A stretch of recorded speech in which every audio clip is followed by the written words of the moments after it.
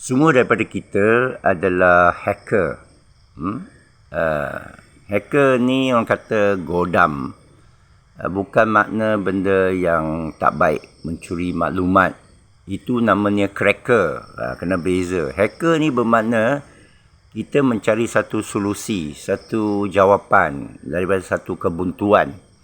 Selalu orang kaitkan dengan kod lah, algoritma. Tapi sebenarnya dia lebih luas. Contohnya hack your life. Itu godam hidup anda. Macam mana? Masalah masa. Masa paling penting, paling berharga. Duit tak ada nilai kalau tak tahu guna. Tapi masa itu amat bernilai kalau tahu guna. Dan masa itu harus diisi dengan ilmu. Tapi mengaji ilmu ini sakit. Jadi kita perlu rehat. Tetapi sering otak kita dipesong dengan tarikan-tarikan benda lara. Netflix ke, TikTok ke. Jadi bahan TikTok ni follow bahan macam apa ini. Atau sesiapa yang memberi nasihat, panduan untuk hidup.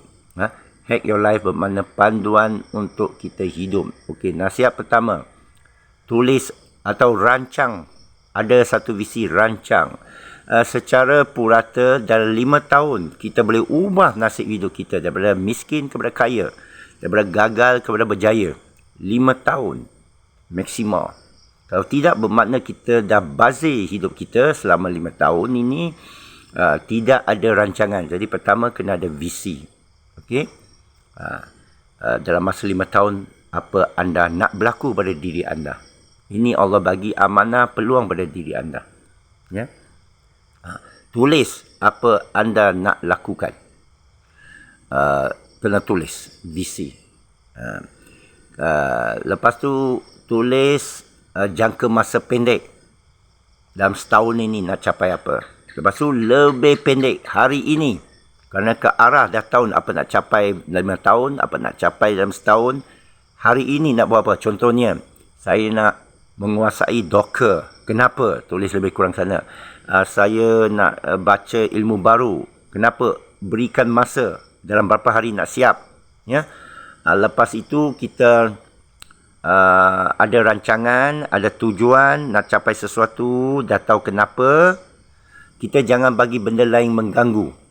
Kerana tengah buat kerja, kena buat ini, buat itu. Kita boleh review. Tapi review, tengok balik kertas yang kita tulis. Kaji balik. Ulang kaji balik, kata okey saya kena modify ini. Saya tak cukup masa. Ya. Kerana godam ini kita banyak mencuba. Banyak gagal. Banyak bangkit balik. Kena lalui. Tapi kita jangan give up. Kita mungkin rehat. Kalau penat, pergi jalan. Musafir itu lebih penting. Berbasikal. Bersenam itu penting. Lepas solat, sini pun dekat. Solat di masjid. Kita grounding, jalan kaki ayam. Saya selalu anjurkan. Diet jaga, tidur jaga. Tapi pengurusan masa amat penting. Ya. Kita berbincang dengan orang yang mentor kita. Apek ni sanggup jadi mentor, percuma. Penting datang jumpa. Ramai orang dia tak tahu pun berhubung dengan saya. Saya cerita saya di sini Pontian misalan, besok ke lusa saya di Putrajaya. Orang bagi pesanan terlalu banyak mukadimah, introduction dan nak berbual. Saya tak ada masa. Anda pun tak ada masa. Cakap saja. Saya berada di sini. Saya selalu kata, saya berada di sini waktu sekian-sekian. Bisakah berjumpa? Terus. Tak payah yang lain ya. Jadi banyak nasihat saya nak berikan. Boleh share. Saya dah 41 negara dah round. Baru balik Hong Kong, China. Dah duduk sana 3-4 bulan.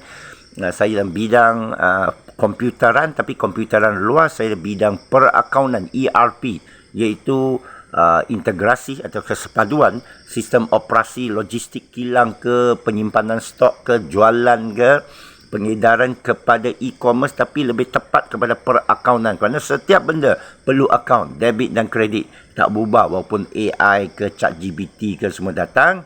Saya cuma tembak saja benda baru ini, sambungkan kepada ERP. Dan kerja saya banyak. Kalau saya upah orang, 10 orang pun tak boleh buat kerja saya. Itu yang buat kita mahal lah. Jadi saya nak bagi berkongsi bagaimana adik, kakak, tuan-puan, orang muda-muda, generasi akan datang, anak-anak kita, boleh macam saya dah bagi banyak nasihat. Saya ulangi balik nasihat besar-besar. Pertama, keluarkan anak dari sekolah. Dan saya akan terangkan, dan banyak saya punya talk, boleh tanya, saya terangkan kenapa keluarkan anak dari sekolah. Boleh tak jadi doktor, boleh tak jadi pilot, boleh tak jadi engineer tanpa sijil, boleh.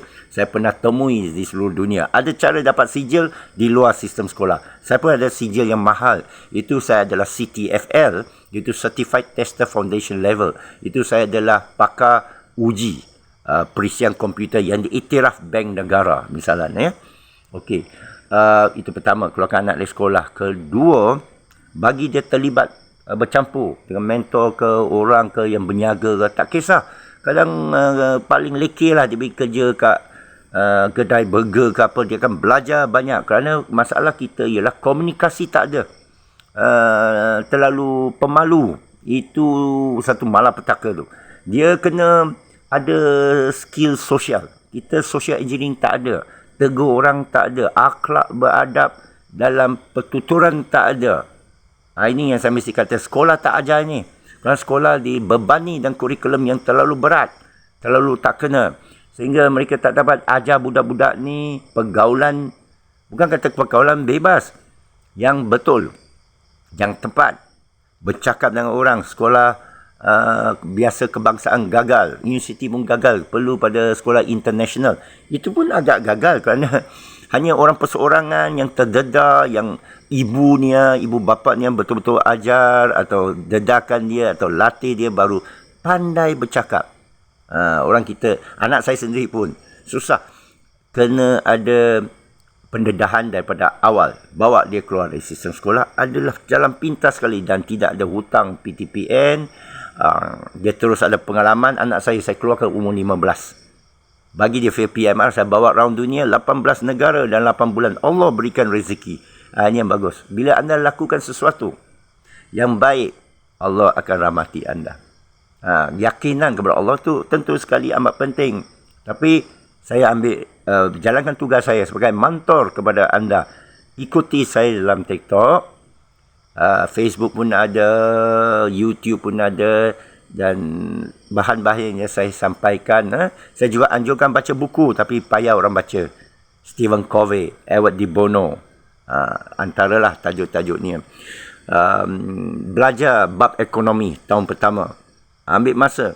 Itu sebab lebih baik keluarkan dari sekolah, dia mula umur 12, dedahkan dia pada pertukangan tangan.